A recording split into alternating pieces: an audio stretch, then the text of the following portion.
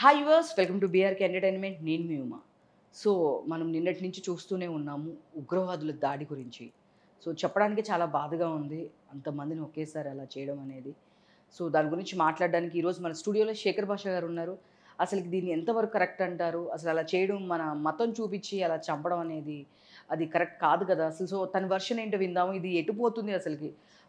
దీని గురించి మీరు మతాల్ని ఆపాదించడం ఎంతవరకు కరెక్ట్ అనేది శేఖర్ భాష గారితో కూర్చొని మాట్లాడదాం. నమస్తే సార్. నమస్తే మ్యామ్. సో ఎప్పుడు నేను ఏదో ఒక టాపిక్ మీద పిలిచేదాన్ని. బట్ ఈరోజు నాకు మాట్లాడడానికి కూడా మాటలు రావట్ల. నిన్నటి నుంచి ఆ దీనిలోనే ఉండిపోయాము. మీరు హిందూ అయితే గనక చంపేస్తాము అని చెప్పి ఒక 70 మందిని చంపేశారు. రూత్‌లెస్‌గా. దీనికి వాళ్ళకి ఏ సంబంధం లేదు. ఎక్కడి నుంచో కాశ్మీర్ మాది చాలా బావుంటది. మనం చూడాలి అని జెప్పేసి వేరే వేరే ప్లేసెస్ నుంచి వచ్చారు. సో వాళ్ళ ఫ్యామిలీ ముందు వాళ్ళనలా ఈవెన్ డ్రెస్ తీసేసి మరీ చంపేశారంట. అది వినడానికి చాలా బాధగా అనిపిస్తుంది. మీకు బాధ అనిపిస్తుంది. నాకు గుండె గుహేలంటుంది. ఈ బైసరన్ వ్యాలీలో ఏదైతే ఉందో, కొన్నేళ్ల క్రితం నేను మా ఫ్యామిలీ మొత్తం వెళ్ళి అక్కడ ఆ కింద నుంచి పైకెళ్ళడానికి రోడ్డు ఉండదు. పెద్దవాళ్ళు రాలా, అమ్మ నాన్న రాలా. రాకపోతే మేమేం చేశామంటే నేను ఇంకా కొంతమంది పటాളം అంతా ఉండరు, పిల్ల బ్యాచ్ అంతా ఉండే మేమందరం కూడా గుర్రాలకి వెళ్ళాం పైకి. ఆ గుర్రాలు ఎక్కి పైకి వెళ్తుంటే అది ఎట్లా ఉంటుందంటే డెడ్ ఎండ్లో అలా తీసుకెళ్తుంది. అదే ఒక అడ్వెంచరస్ జర్నీ అనమాట. అందరూ చెప్తారు ఏంటంటే అది మీరు ఇక్కడి నుంచి ఇప్పటిదాకా చూసింది ఒక తీరు, ఆ పైకి వెళ్తే అది అచ్చంగా స్విట్జర్లాండ్లా ఉంటుంది. స్విట్జర్లాండ్ ప్రతి ఒక్కటి కూడా స్విట్జర్లాండ్ అని అడ్వర్టైజ్ చేస్తుంటాడు ఆ ప్లేస్ని. నేను ఇవాళ న్యూస్లో చూస్తుంటే ఆ చచ్చిపోయిన వాళ్ళు, ఆ షూటింగ్ చేస్తున్న వాళ్ళు లిటరలీ అక్కడే సెల్ఫీలు తీసుకున్నాం మేము. నాకు ఒకసారి అది వింటుంటే గుండె గుబేలంటుంది. ఆ రోజు పొరపాటున ఏమన్నా జరిగితే నా ఫ్యామిలీకి ఏమవుతుందని అది చూస్తుంటే నాకు ఒక్కసారి ఆ ఊహ కూడా భయానకంగా ఉంది. పిల్లలతో వెళ్ళి అక్కడ మా బ్రదర్ పిల్లలు మేము అందరం వెళ్ళి అక్కడ ఫోటోలు తీసుకున్నాం, ఐస్లో ఆడుకున్నాం. ఊహించుకోలే మేము. బాబా మా నాన్న వెళ్తున్నప్పుడు మేమందరం వెళ్తున్నాం యాక్చువల్గా కాశ్మీర్ వెళ్తుంటే మా నాన్నకి ఏదో పని ఉండి రాను అన్నారు. అయినా అసలు మీరు కాశ్మీర్కి ఎందుకు వెళ్తారు, కాశ్మీర్కి వెళ్ళకండి, అది సేఫ్ ప్లేస్ కాదంటే ఆ ఊరుకో నాన్న ఏవో చూసి నువ్వు అన్నీ అంటావు అని చెప్తూనే ఉన్నారు. ఎయిర్పోర్ట్కి వెళ్ళే దాకా కూడా మా నాన్న వద్దురా అని చెప్తూనే ఉన్నారు. ఏం జరగదు అని మేము పోయాం, సేఫ్గానే తిరిగి వచ్చాం.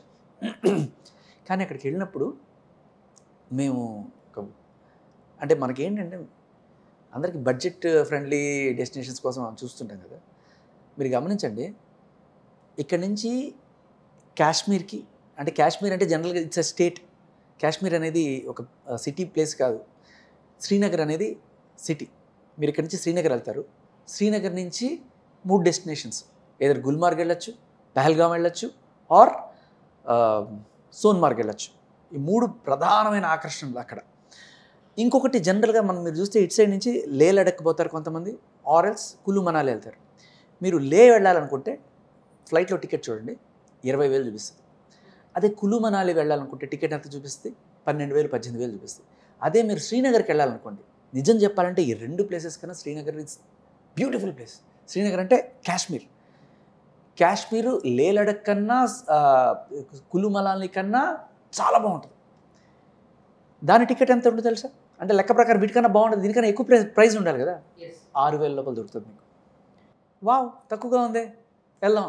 ఎందుకు తక్కువగా ఉంది ఆ రోజు నాకు అర్థం కాలే. రిస్క్ ఎక్కువగా ఉంది, జనాలు రారు. కాశ్మీర్ అంటే తీవ్రవాద ప్రదేశం. మన సినిమాల్లో చూసి రోజా సినిమా దగ్గర నుంచి చూస్తున్నాం ఎన్ని చోట్ల కాశ్మీర్ అంటే తీవ్రవాదులు కానీ మోడీ గారు వచ్చిన తర్వాత మారింది.